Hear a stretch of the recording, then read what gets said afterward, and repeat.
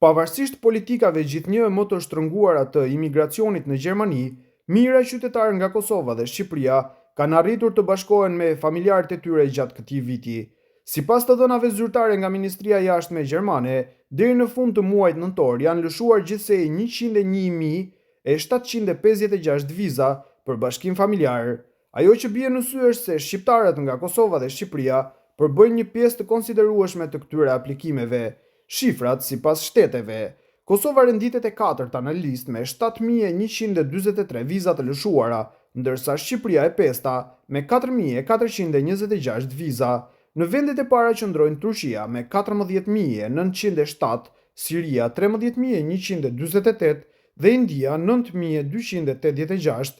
Rregullat e reja dhe përjashtimet. E drejta për bashkim familjar zakonisht përfshin vetëm bashkëshortët dhe fëmijët e mitur. Megjithatë, një reformë e marsit 2024 ka lejuar që punëtorët e kualifikuar me paga të larta të mund të tërheqin edhe prindërit, me kusht që të sigurojnë jetesën e tyre. Nga ana tjetër, qeveria gjermane ka pezulluar për 2 vite bashkimi familjar për personat me status mbrojtje të kufizuar, duke lejuar përjashtim vetëm për raste të veçanta. Tensionet ndërkombëtare kanë arritur një pikë të re kulmore, pasi aeroplanët luftarak të NATO-s u ngritën në fluturim për të përballuar bombarduesit rus që fluturuan pranë ujrave britanike në ditën e Krishtlindjeve. Kjo situatë ka shkaktuar shqetësim të madh në qarqet ushtarake dhe diplomatike të Europës perëndimore. Bombarduesit strategjik rus Tu-95 MOS, të njohur për kapacitetin e tyre për të mbajtur armë bërthamore, realizuan një fluturim të gjatë mbi detin Barents dhe detin norvegjez. Ky fluturim u zhvillua afër hapësirës ajrore britanike, duke rritur tensionet dhe frikën për një përshkallëzim të mundshëm të situatës.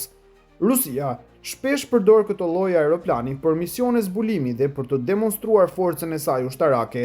Kjo sjellje ka ngritur shqetësim të madh në lidhje me qëllimet e Moskës dhe strategjitë e saj në rajon, duke e bërë këtë fluturim një rast të rëndësishëm për analiza ushtarake. Ministria ruse e mbrojtjes e përshkroi fluturimin si një fluturim të planifikuar mbi ujëra neutrale.